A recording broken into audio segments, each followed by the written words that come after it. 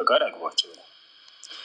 ታዲያ የኛ ድርሻ ምንድን ነው ከተባለ ወደ ጋብቻ ሌሎችን ጥሪ ማድረግ፣ ከዝሙት እንዲርቁ መምከር። ይህንን አድርጎ ያው አድርጎ ይህን ማድረግ የነቢዩ ሰለላሁ ዐለይሂ ወሰለም ስራ ነው። ልክ እንዲሁ የአላህ ስብሐነሁ ወተዓላም ተግሳጽ ነው በቁርአን ላይ። ወደዚህ ነገር ሰዎችን መጣራት። ጋብቻ የሚሆነው ሴት ልጅ በቤተሰቧ በክብር ሄደው ተጠይቀው እንደዚያ ነው።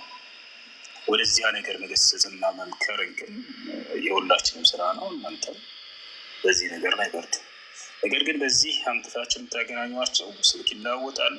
የፈለጉበት ቦታ እንዲገናኙ በአጭሩ መንገዱን ማቋረጥ ነው። ለእነርሱ አቋርጣችሁ መስጠት ያ ነው።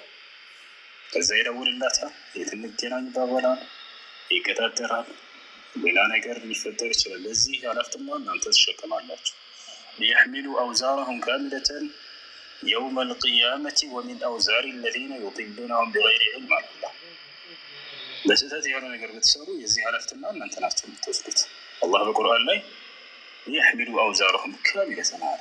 የኃጢአት ባለቤቶች ኃጢአታቸውን ሙሉ ሆኖ ይሸከሙታል ይላል። ወሚን አውዛሪ ለዚነ ዩዲሉነሁም ቢገይሪ ዒልም፣ ያለ እውቀት ደግሞ ያሳሳቷቸውን ሰዎች ወንጀል ይሸከማሉ እያለ ይነገራል። ሰው የሰውን ወንጀል አይሸከምም ነበር በመሰረቱ እንደ ኢስላም።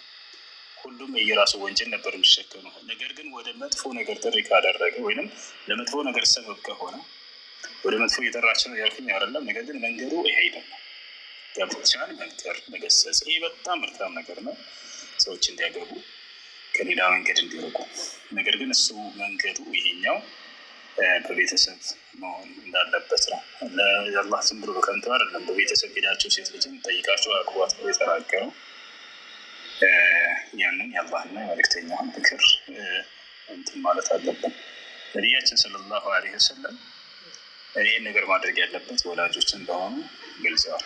በርካታ ቦታ ላይ ኢዛ ጃአኩም መን ተርደውነ ዲነሁ ወኹሉቀሁ ፈዘውጁሁ ኢላ ተፍዐሉሁ ተኩን ፊትነቱን ፊል አርዲ ወፈሳዱን ዐሪድ አሉ።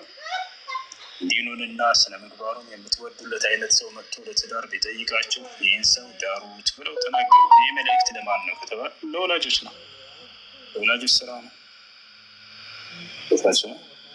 ያ ነው። ይሄኛው መንገድ ግን ዛሬ ላይ ስልክ ያላወጣቸዋቸው እነዚህ ሰዎች በቃ ባጭሩ ወንድ ልጅ አመቻችላቸውለት ወይንም ለሴቷ ተመቻችላት ይሄ ነገር ወደ መጥፎ ነገር እንዲሄዱ እሱን መንገድ እናንተ ተግሳጹ ላይ እና ምክሩ ላይ ወደ ጋብቻው እንደዛ ብታደርጉ መልካም ነው ብዬ አምናለሁ። ከዛ ውጭ ያለውን በቤተሰብ ሰዎች ሄደው በትዳርን በቤተሰብ እንዲመሰርቱ ነቢያችን ሰለላሁ ዐለይሂ ወሰለም እሱን ያመላከቱት። ኢዛ አራደ አሐዱኩም አን ዩዘውጀ ብነተሁ ፈልየስተእዚንሃ አሉ። አንዳቸው ሴት ልጁን መዳር ከፈለገ ቀድሞ እሷን ያስፈቅዳት አሉ። መዳር ከፈለገ ሲሉ ጊዜ የወላጅ ስራ እንደሆነ ይገልጻሉ። ይህን ይመስላል። ከረዘምኩባቸው ይቅርታ። ሹክረን። አሰላሙ አለይኩም። እሱ በጣም ነው የማመሰግነው። ተመልሶልኛል። በቃ እኔም በጣም ነው የደነገጥኩት። ምክንያቱም ልሞክረው ነበረ ግን አቁሜያለሁ ካሁን በኋላ